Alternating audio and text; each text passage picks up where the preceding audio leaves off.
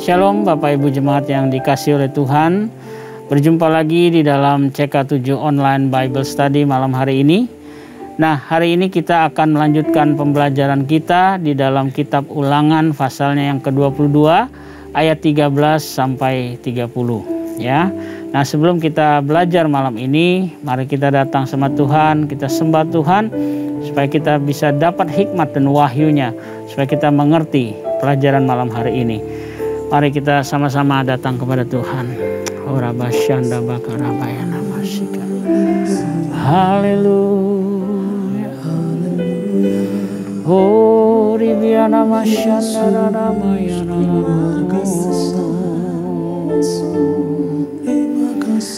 Terima kasih buat kebaikan-Mu, buat kasih setiamu. Oh, kami bersyukur buat kebaikan-Mu. Terima kasih buat kebaikan-Mu Bapa. Haleluya. Rabayana masyi. Hurimiana masyandara ramayana mu.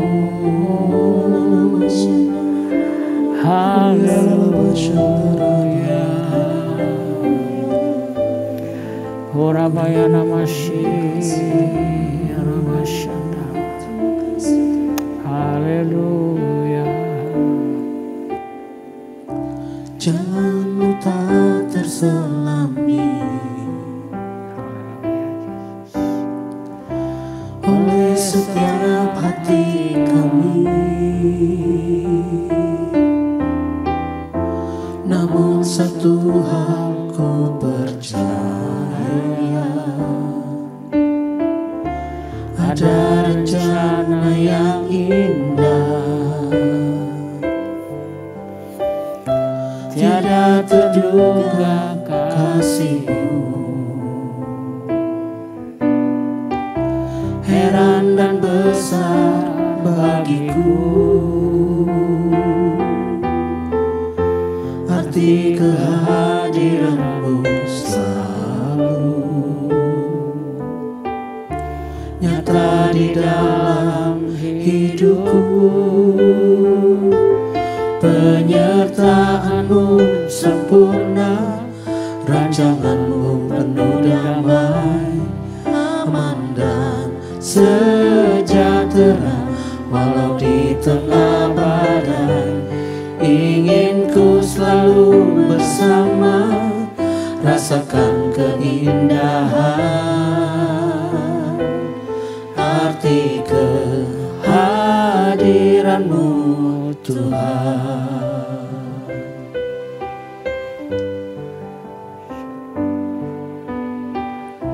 Jalan-Mu tak terselami oleh setiap hati kami,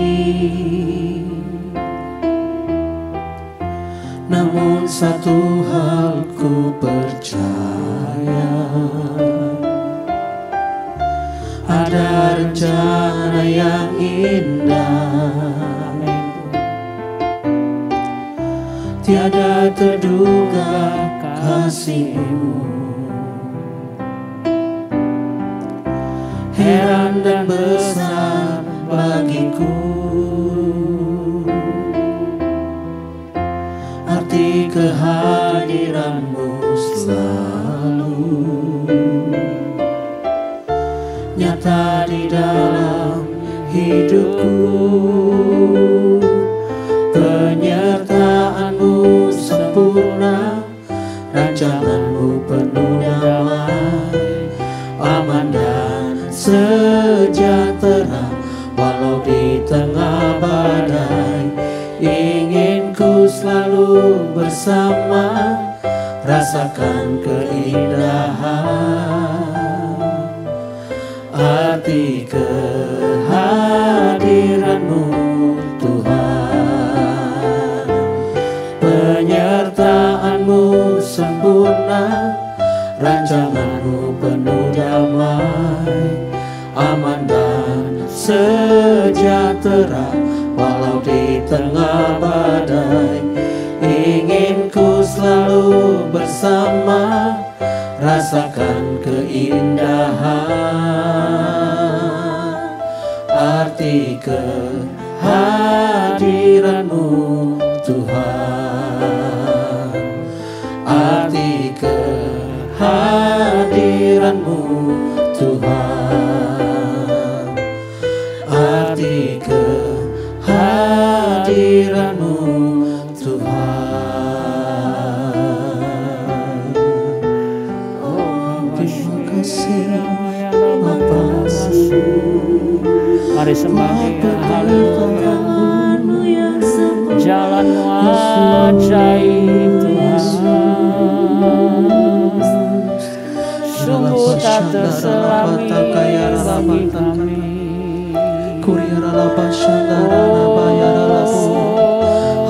Ajaib segala jalan-Nya, kami bersyukur.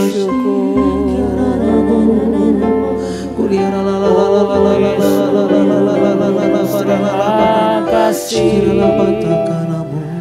Oh, ribiara masyana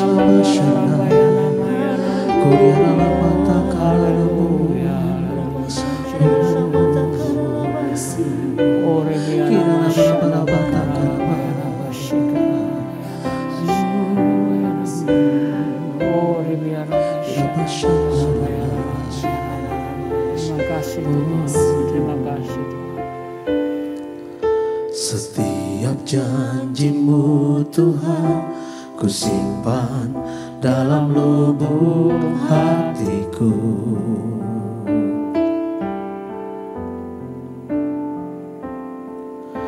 Lewati setiap masalah, tiap tetes air mata dalam hidupku. Janji-Mu menopang hidupku, kasih-Mu menuntun langkahku dalam setiap waktu. Penolongku yang aku percaya.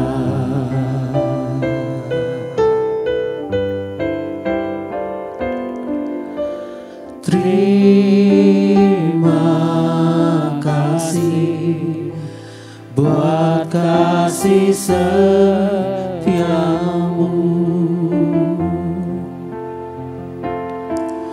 penyertaan-Mu sempurna, janji-Mu tak pernah terlambat menolongku. Amin. Terima kasih, ku berterima kasih buat kasih setia-Mu di sepanjang hidupku.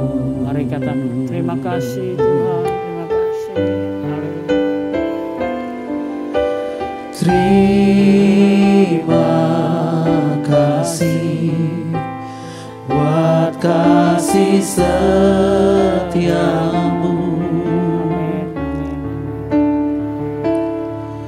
penyertaan-Mu sempurna, janji-Mu tak pernah terlambat menolongku.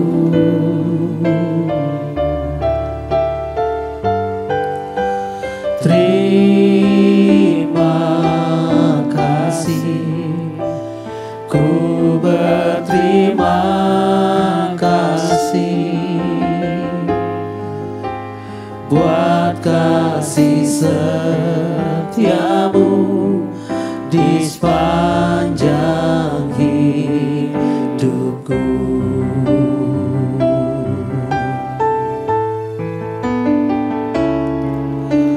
Terima kasih buat kasih setia-Mu,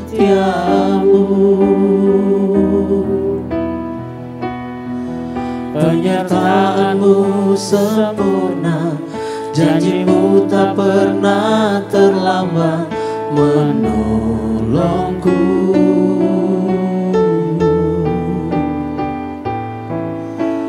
Terima kasih, ku berterima kasih buat kasih setiamu di sepanjang hidupku.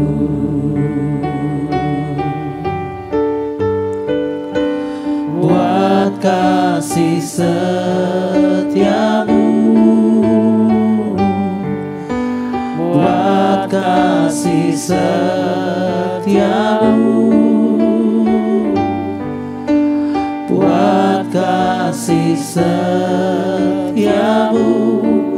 di sepanjang hidupku. Terima kasih Bapa. Oh, terima kasih buat kasih setiamu.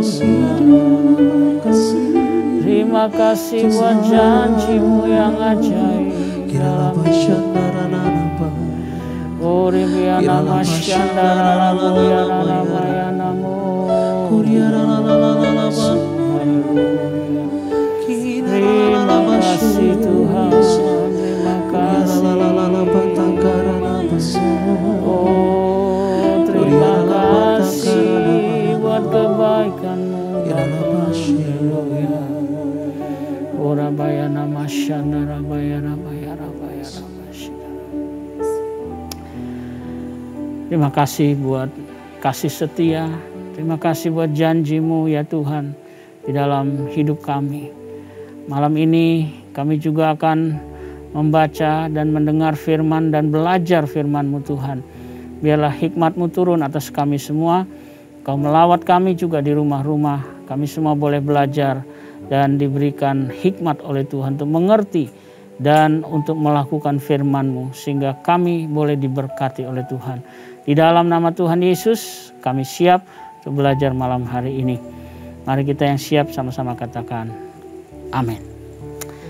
Baik Bapak Ibu yang dikasih Tuhan, jemaat, pada malam ini kita akan lanjutkan ya pembelajaran kita dalam Ulangan 22 ayat 13 sampai 30 ya.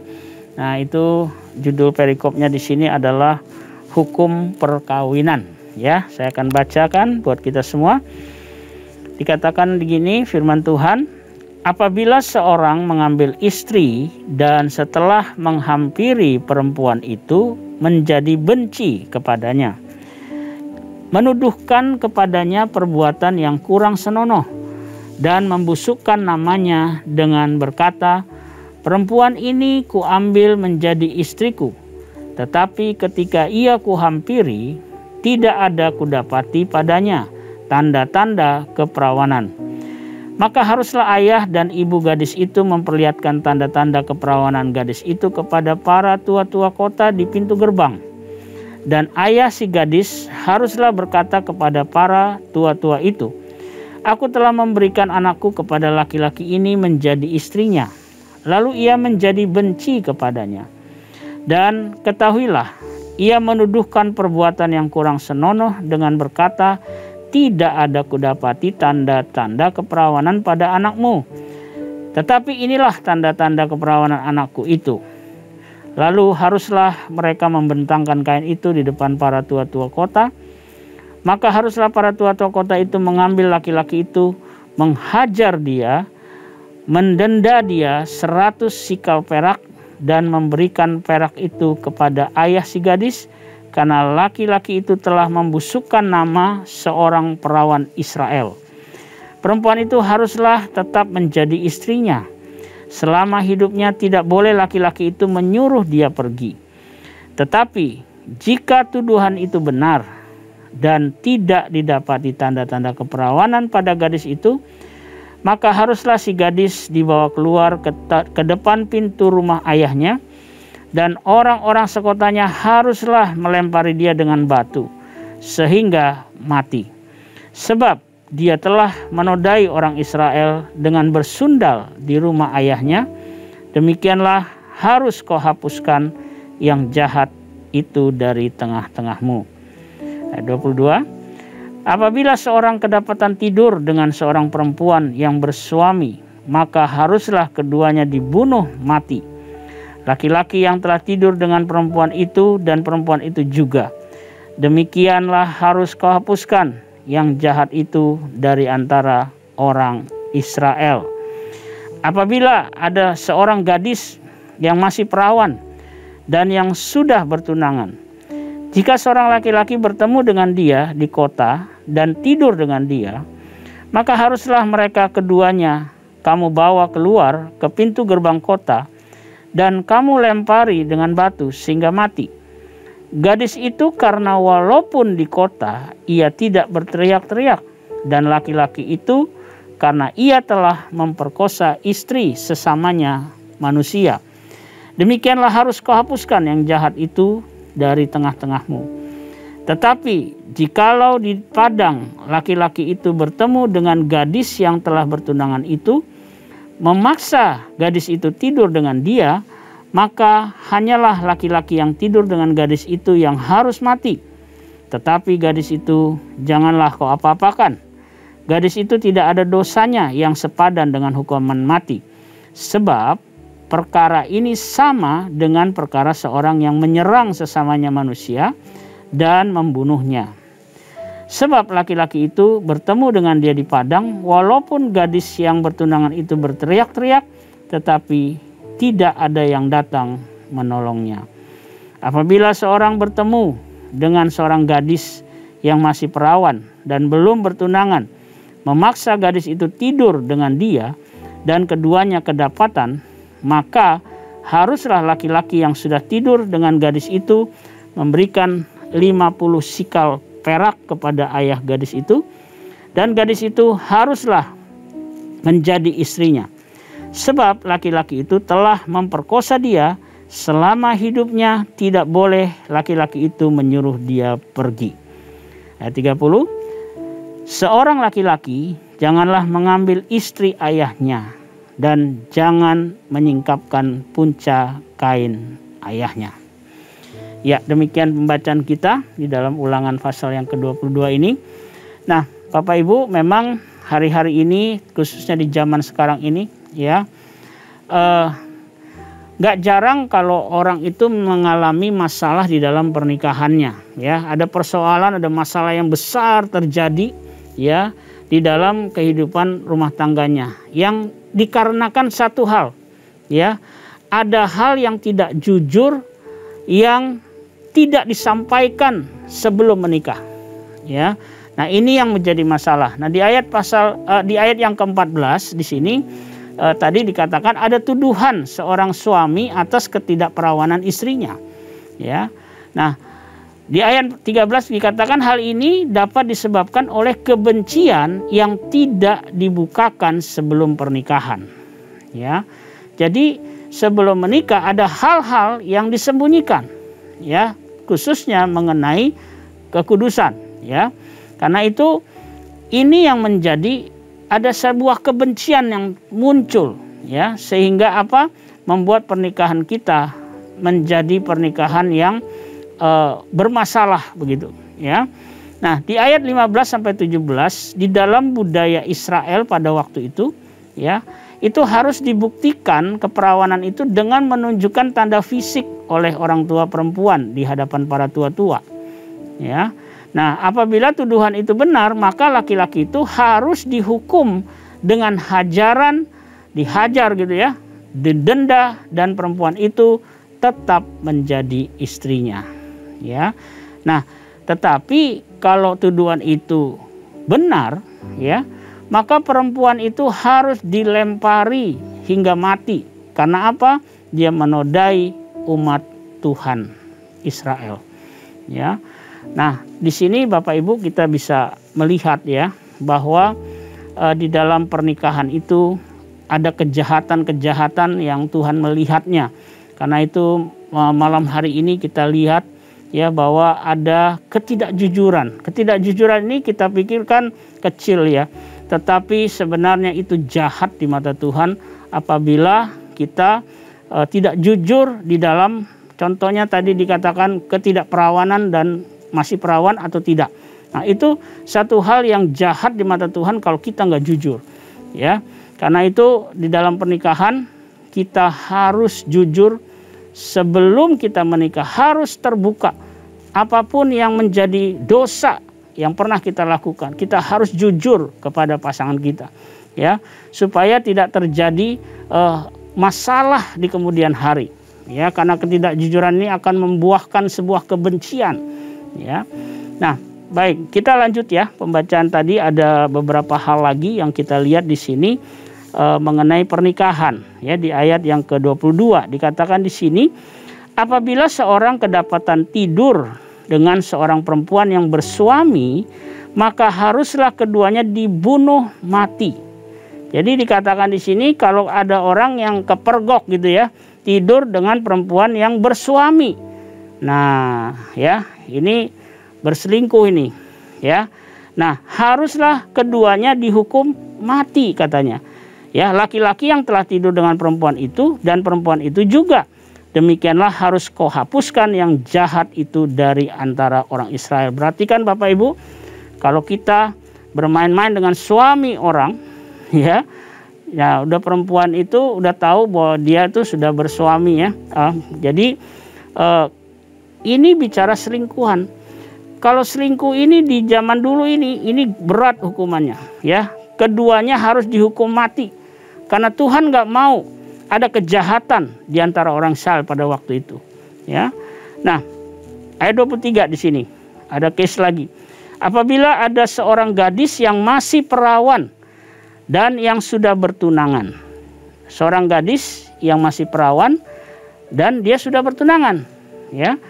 Jika seorang laki-laki bertemu dengan dia di kota dan tidur dengan dia, maka haruslah mereka keduanya kamu bawa keluar ke pintu gerbang kota dan kamu melempari dengan batu sehingga mati gadis itu, karena walaupun di kota ia tidak berteriak-teriak, dan laki-laki itu karena ia telah memperkosa istri sesamanya manusia. Demikianlah harus kau hapuskan yang jahat itu dari tengah-tengahmu.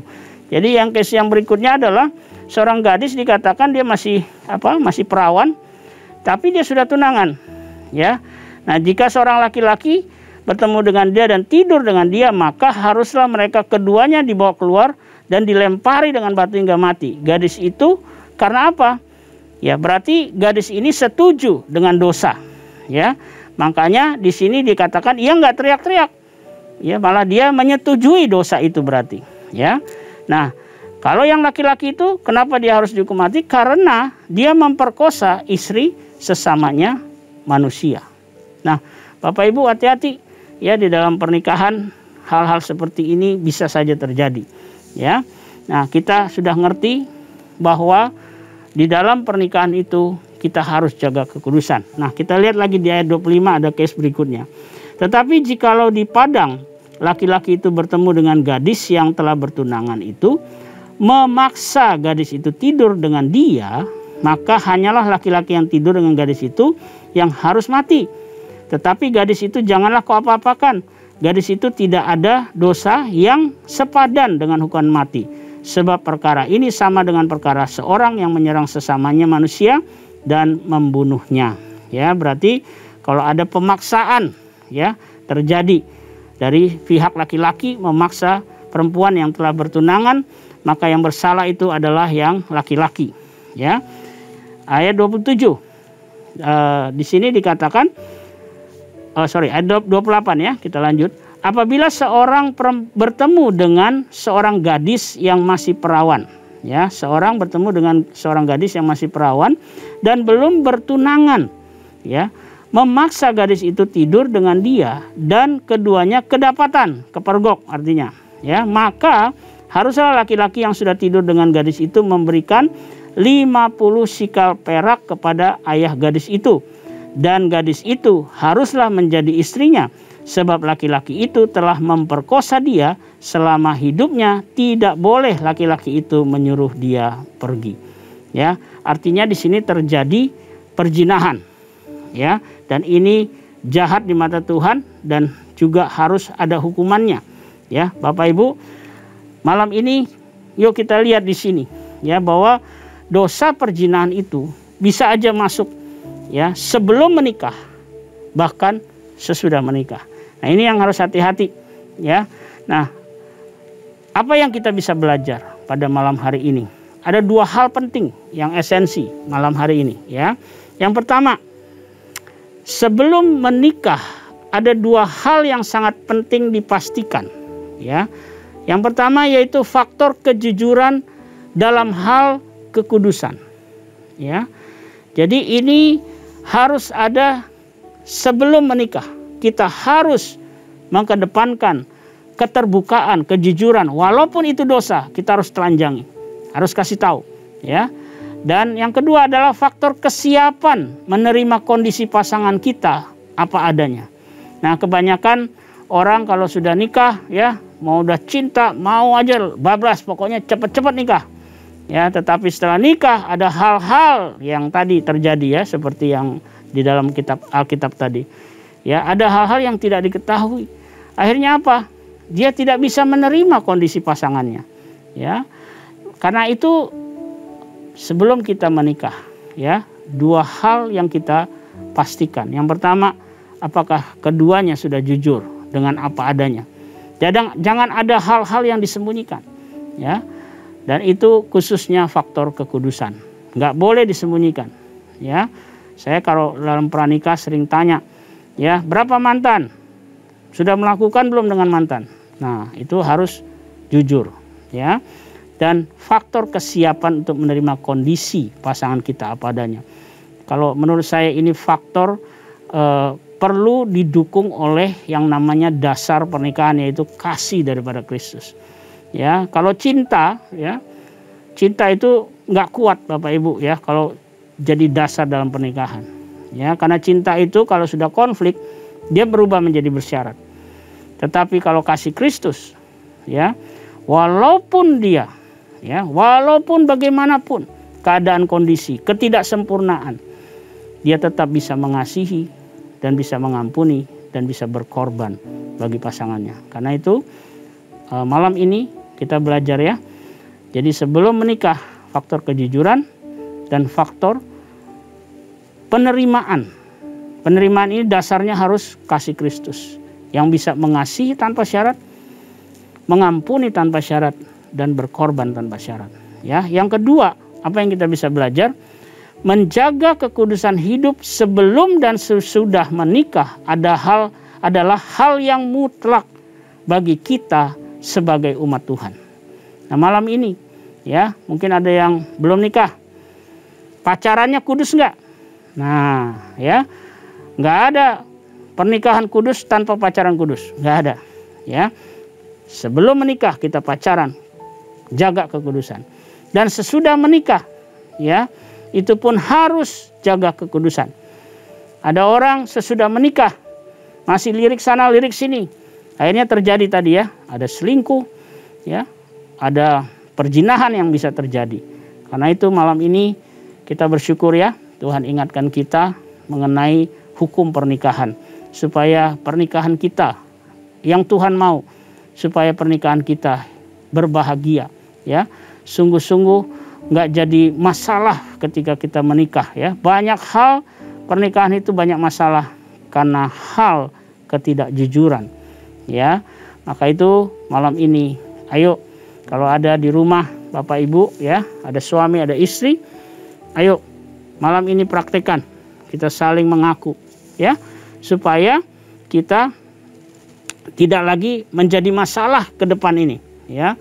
Orang kalau ditipu, ya, nggak jujur, itu sakit hatinya, apalagi dalam pernikahan, ya, pasangannya tidak jujur, itu satu hal yang membangkitkan kebencian. Karena itu malam ini kalau ada di antara kita suami atau istri yang tidak jujur, ayo jujur malam ini di hadapan Tuhan, supaya pernikahan kita boleh dipulihkan oleh Tuhan, ya. Baik, Sebelum kita menutup, saya mau menantang kita semua malam hari ini, ya. Ayo kita ambil satu komitmen. Untuk apa? Untuk hidup kudus di dalam pernikahan kita. Supaya apa? Ketika nanti Tuhan datang, ya, ingat loh, pernikahan itu, pasangan kita itu adalah apa? Ahli waris dari kasih karunia, ya.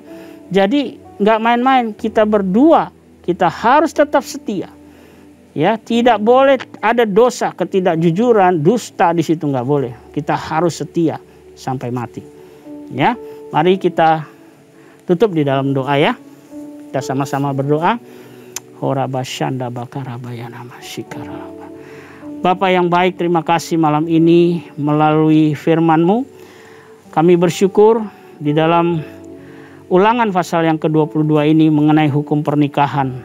Biarlah Tuhan, Engkau menuntun setiap anak-anak-Mu di rumah-rumah, dimanapun kami berada.